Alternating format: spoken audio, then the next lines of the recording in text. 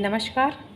आज के टॉपिक में मैं लेकर के आई हूँ आप लोगों के लिए difference between IPC and CrPC. तो इसमें मैं आप लोगों को क्या क्या बताने वाली हूँ, क्या क्या चीज़ें हैं, वो सब स्टार्ट करने से पहले मैं बस एक चीज़ बता देना चाहती हूँ कि अगर आपने आईपीसी वाला मेरा एक वीडियो देखा होगा, मर्डर वाला और कल्पेबल होमिसाइड वाला, तो उससे थोड़ा सा जागरूकता हुई होगी कि आईपीसी क्या होता है। ठीक है, आईपीसी लेकिन अगर आता है तो उसके साथ सीआरपीसी भी जुड़ा हुआ होता है, क्योंकि वो एक पीनल लॉ है। जो भी क्राइम से रिलेटेड लॉ हैं वो आईपीसी और सीआरपीसी के अंतर्गत रखे गए हैं, कंसीडर किए गए हैं by law commission report.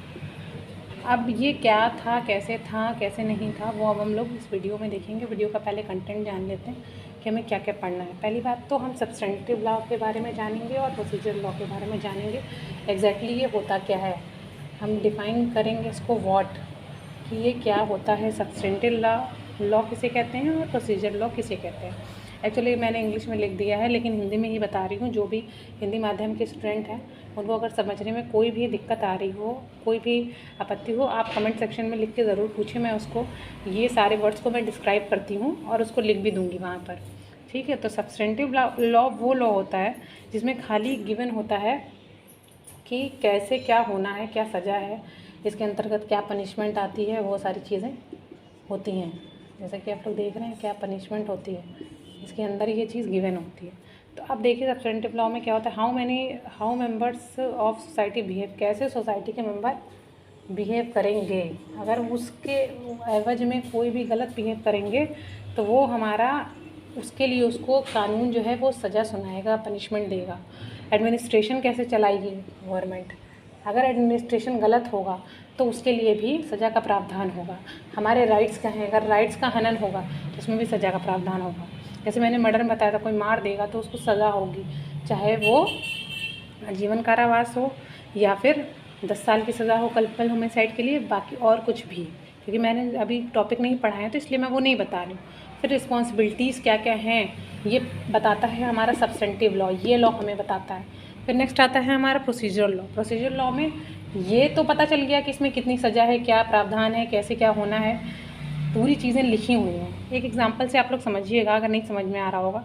Suppose करिए कभी भी आप कहीं पे अपने बच्चे का एडमिशन कराते हैं तो वहाँ पे एडमिशन में आपको एक पूरा प्रॉस्पेक्टस मिलता है। तो उस प्रॉस्पेक्टस में आपने देखा होगा कि यूनिफॉर्म कैसी होगी और बच्चा क्या पहनेगा।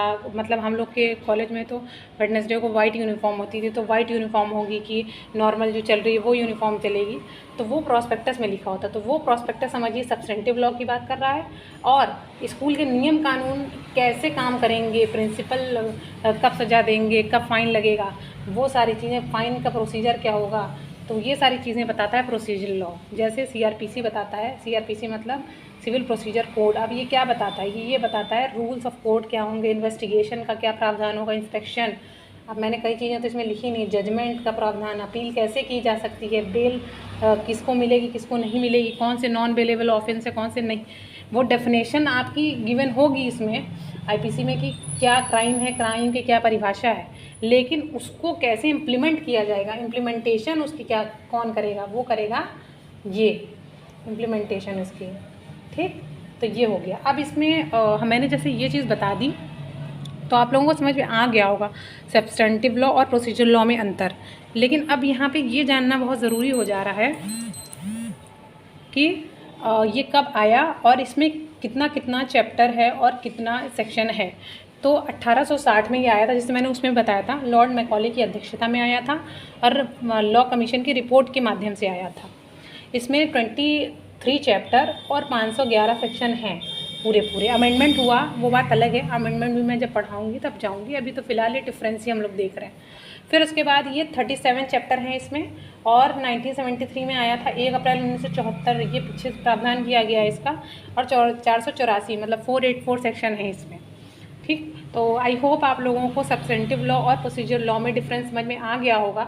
ठीक, और दोनों एक साथ चलते हैं, किसी भी जुडिशरी को चलाने के लिए, दोनों एक दूसरे के पूरक हैं। तो ये चीज़ हमेशा याद रखिएगा, अलग अलग करके नहीं पढ़िए, उसको एक साथ रख के पढ़िए तो चीज़ें बहुत अच्छे से समझ में आएंगी। तो इसको मैं समाप्त करती हूँ, इसको बढ़ाइए, लाइक शेयर एंड सब्सक्राइब करिए। बहुत बहुत धन्यवाद।